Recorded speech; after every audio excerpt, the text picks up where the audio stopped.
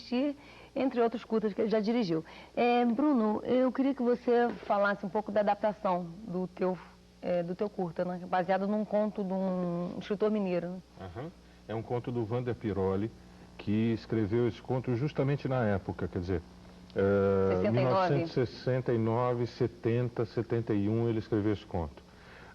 O conto originalmente não tem nenhuma data precisa, da mesma forma que ele não tem exatamente nenhum lugar preciso. Uhum. Os diálogos são a base do conto, ele tem poucas descrições. O conto é essencialmente diálogos.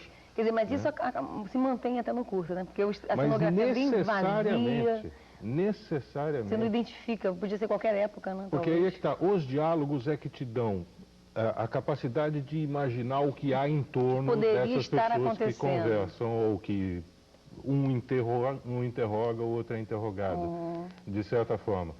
Ou seja, o conto é absolutamente atemporal, os diálogos não dizem de verdade nenhum fato absolutamente preciso. Essa atmosfera de você não sabe exatamente o que está te acontecendo, apesar de você ver no filme o que está te acontecendo. Agora, quer dizer, isso tem muito a ver com o próprio clima do processo que você cita no final, que é a ideia de um medo, né, difuso, e que você não consegue dizer exatamente o que está acontecendo, a ideia de uma conspiração que você não consegue identificar ou datar, né? Exatamente. Agora, uma coisa que chama muita atenção também, além dos diálogos, essa cenografia vazia, é a direção dos atores, né? O Roberto Bonfim, e você caracterizou muito bem um ser muito frágil, né? E aquela figura toda poderosa. Eu queria que você falasse um pouco da direção dos atores. Bom, no caso do Roberto Bonfim, a coisa mais fácil é dirigi-lo, porque não é exatamente dirigi-lo, ele encarna o personagem. Ele encarna o personagem e é muito fácil trabalhar com ele, porque ele entende o que se diz a ele e ele acrescenta muitas ótimas ideias em cima de como o personagem deve ser interpretado. É muito curioso, ele fica sentado o tempo todo. Exatamente. Apesar dele ter assustado de uma coisa, porque os diálogos do filme, 95% dos diálogos do filme são diálogos do conto. Muito pouca coisa mudou em termos de diálogos. Eu sei. Mas tem toda a entonação, a interpretação. Sim, mas eles são absolutamente precisos também. Então ele estranhou que na maioria dos filmes que ele participou, colocar um caco, acrescentar palavras ou mesmo frases inteiras, ou às vezes o diálogo inteiro é meio ad libidum. Ele assustou nesse caso porque era absolutamente preciso. Até dobrar a perna era um momento preciso porque eu estava movimentando a câmera. A ideia do conto é um movimento constante, por isso o filme é um movimento constante. Apesar de ser um único lugar, no interior, todo mundo está parado, a única coisa que se move é a câmera. Se eu tenho um ator sentado numa cadeira que não pode se levantar e eu tenho um outro que fica em pé na frente dele, não pode andar e nem sentar, eu tenho que mexer a câmera. Tem que mexer, claro. Quer dizer, uma coisa que chama atenção, você falou da questão desse diálogo estruturando, esse minimalismo, digamos assim, e que eu acho que está presente também na própria fotografia. Eu queria que você falasse da concepção da fotografia, que é do Adrian Cooper, né? O Adrian Cooper teve muito gosto de fazer a luz desse filme, porque boa parte da história é contada através de uma luz, é contada através do aproveitamento de cores. E do fato de que o cenário é tão despojado. É completamente diferente. Na verdade, o curioso é que pouca gente acredita que esse filme é filmado em estúdio. Todos os interiores são estúdio. É estúdio? O Antônio de Freitas construiu, que é o diretor de arte e cenógrafo, ele construiu do chão tudo aquilo. Que loucura. Tudo aquilo foi pintado, tudo aquilo, a própria parede branca que a gente vê, a sala branca, que é a parede de vidro, tudo aquilo é cenário. E tem uma cena muito bonita que ele olhando pela janela na primeira e depois só por uma frestinha. Ele vai ficando enclausurado e ele passa muito bem isso através da luz. Você está com algum projeto assim, novo, de longa ou de outros curtas? Não, de curtas-metragens. Eu não tenho competência, eu vou fazer longa. Não. E o quê? Ainda não. Esse projeto é o quê? Eu tenho uma associação com uma produtora em Berlim, na Alemanha, e a gente produz uma série de filmes chamado Filmes Microscópicos. do qual já foram produzidos 2 filmes. Os Camaradas também coprodução com a Alemanha. Não, Os Camaradas não é da série Filmes Microscópicos. Mas é o único, por acaso. Todos os outros são. Já produzimos 2 fora Os Camaradas e estamos para rodar mais 4 agora no estado do Tocantins. Bom, Bruno, eu queria agradecer a tua presença aqui no Curta Brasil e depois do intervalo nós vamos ter o nosso debate de hoje sobre cinema e política com a presença do Bruno de André, do Marco Antônio Simas e do nosso convidado que é o Carlos Mink. Até lá.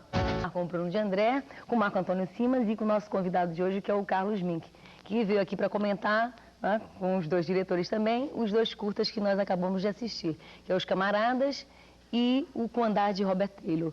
Bom, Mink, uma coisa que me agrada muito nesses 2 curtas é que eles têm um lado muito subjetivo, né? Uma visão muito subjetiva, próxima da crônica, para tratar esse tema da repressão política, que é um tema sempre difícil de tratar, né? Um tema considerado sério, pesado, e eles têm uma certa até leveza tratando desse tema.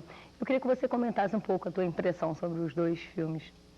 Olha, primeiro que eu gostei bastante e também por esse enfoque que você trata. Muitas vezes você abordando do ponto de vista do drama pessoal, do intimismo, de uma cena completamente kafkiana, né? Um menino em pé com frango na mão, quer dizer, você não está ouvindo tiro, não está ouvindo tortura, mas está vendo aquela opressão dele, e eu acho que essa é uma forma que toca muito. Eu comentava com o Bruno aqui, antes de começarmos esse debate, que eu me identifiquei muito porque eu estive Natal de 69, 13, eu tinha a idade daquele garoto. E nós éramos... Você não foi entregar um frango, não? Não fui. Nós éramos torturados e as crianças de uma escola perto choravam. Então começaram a botar alta a música do Roberto Carlos para as crianças não ouvirem. Mas aí depois as professoras e as crianças descobriram que era assim. Então quando tocavam alta a música do Roberto Carlos, as crianças também choravam.